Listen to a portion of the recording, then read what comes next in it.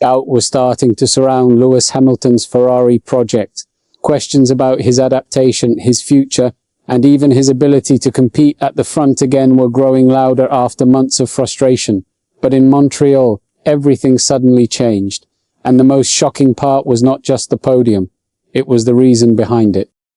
After 17 difficult months with Ferrari, Hamilton delivered his best Grand Prix result for the team with a second-place finish in Canada.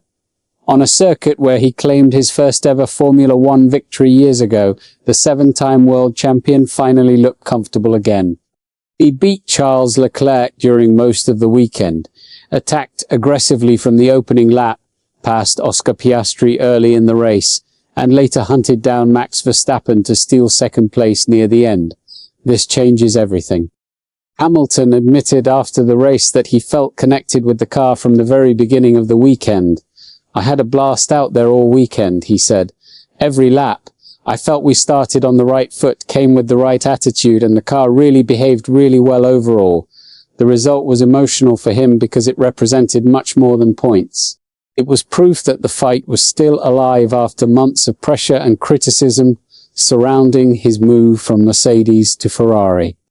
And this is where the situation becomes serious. The biggest revelation from Montreal was not about setup changes or upgrades. It was Hamilton's growing belief that Ferrari's simulator may actually be hurting his performance instead of helping it. Before the Canadian Grand Prix weekend, Hamilton decided to completely avoid using the Ferrari simulator in Maranello. Instead, he focused only on data analysis and direct preparation. The result? His strongest weekend yet with the Scuderia. Hamilton pointed out that the exact same thing happened earlier in China, another race where he achieved one of his best Ferrari performances before later being disqualified. Now, after Canada, he no longer sees that as a coincidence. "If you look at the 2 best races I've had, I didn't use a simulator," he admitted. That's just the fact. That's the real issue.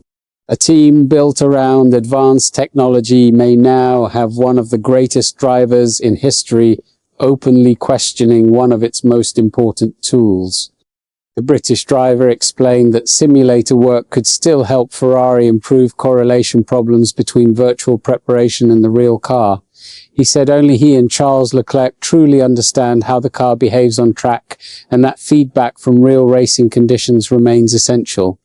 "It's really about saying this is what it actually feels like so we can improve it," he explained. But when it comes to race preparation itself, Hamilton made his position very clear. Probably not. There is also a deeper layer to this story. Hamilton described himself as old school and reminded everyone that throughout most of his championship-winning years, he barely used simulators at all. According to him, only one of his previous title campaigns involved heavy simulator work. Now at Ferrari, he appears convinced that instinct, feel and real driving connection matter more than virtual preparation. And it may not stop here. The danger for Ferrari is obvious. If Hamilton truly performs better away from the simulator, the team may be forced to rethink part of its entire development process around one of the biggest names in Formula One history. Montreal may have given Ferrari hope again, but it also raised uncomfortable questions about whether the team's tools are actually maximizing Hamilton's talent. And if this second place is only the beginning, rivals across the grid may suddenly have a serious problem on their hands. What's your take on this situation? Share your opinion below and don't forget to subscribe to the channel for more Formula One updates.